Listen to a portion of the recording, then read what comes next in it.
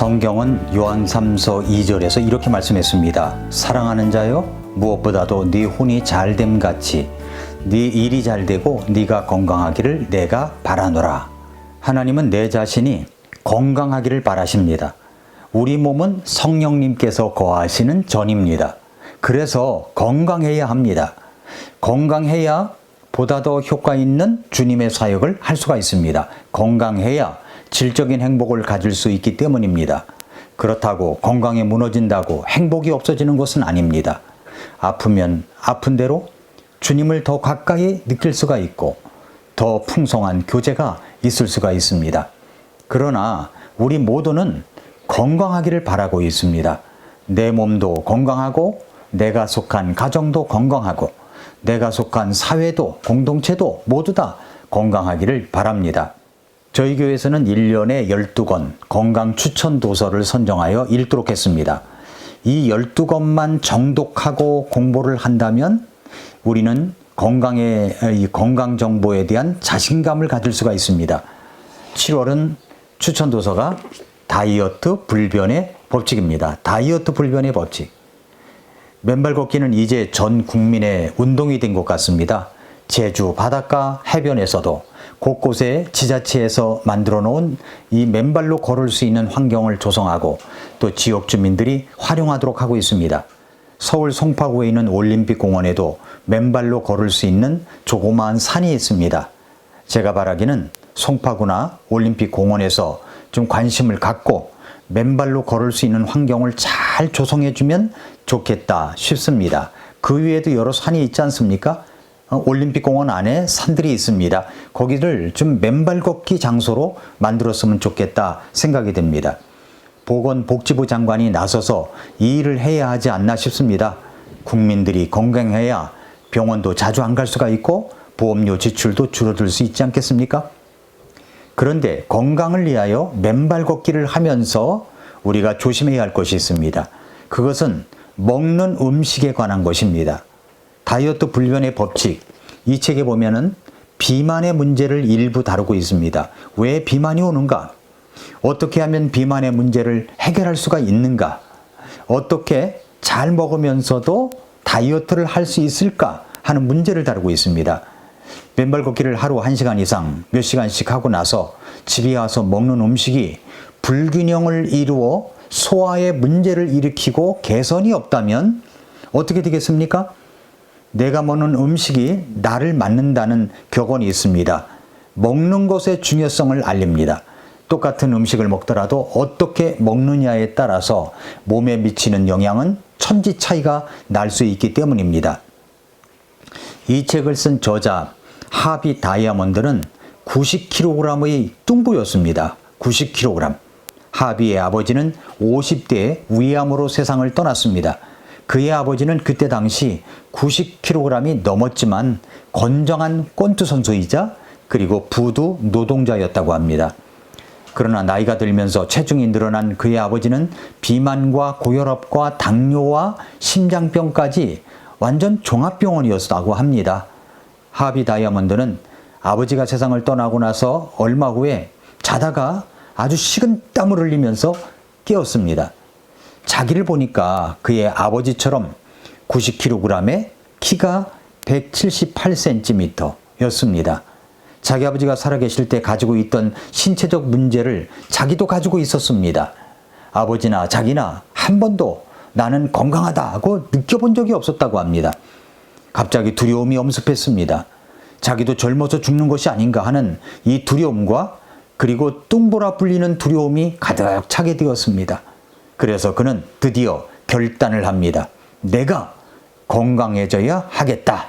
여러분, 이런 결단이 필요한 겁니다. 내가 건강해져야겠다. 그래서 자기 옆에 있던 햄버거와 콜라를 집어던졌습니다.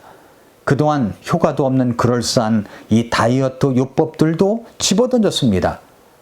먹기 위해서 사는 가치관이 아니라 살기 위해서 먹는 가치관을 갖게 되었습니다.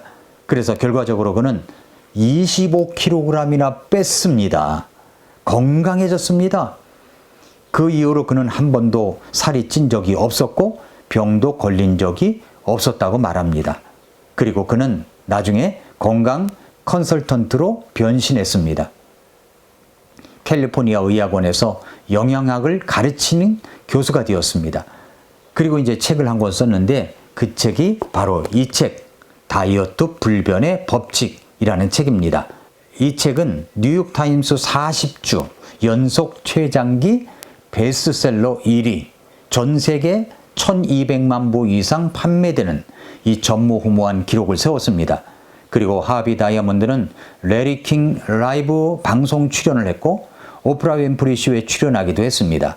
이제 그는 건강 컨설턴트로 활동을 하고 있습니다. 이 책이 그런 책입니다. 제목이 다이어트 어쩌고 하니까 뭐 보통 그렇고 그런 책이라는 선입관을 버리십시오. 이 하비 다이아몬드가 찾아낸 건강법, 이 책을 보면서 알 수가 있습니다. 맨발 걷기를 하면서도 음식 조절과 배분이 안 되어서 몸이 망가지는 경우가 허다합니다. 25페이지에 이런 글귀가 있습니다. 25페이지에 비만과 모든 질병의 원인이라는 사실은 모두가 다 아는 상식이 되었다. 다이어트 불변의 법칙은 비만 그 자체보다는 자연의 원리와 새로운 생활 습관에 대한 이야기다. 왜 사람들이 계속해서 다이어트에 실패하는지 생각해 보셨는가? 왜 음식과 생활 습관을 고치지 못하는 것일까? 그것은 생각이 잘못되었기 때문입니다. 생각이 잘못되었기 때문이다. 비만이 어떻게 오는지에 대해 잘 알지 못할 뿐 아니라 다이어트에 있어서 에너지가 얼마나 중대한 역할을 하는지에 대해서도 알지 못하기 때문이다. 또한 어떻게 먹어야 하는지에 대해서도 잘못 생각하기 때문이다. 라는 글귀가 있습니다.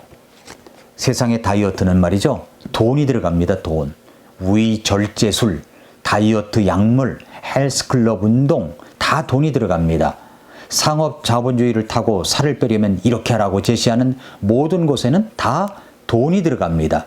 그런데 돈을 그렇게 들여도 비만 문제가 그렇게 쉽게 해결되지 않는다는 겁니다.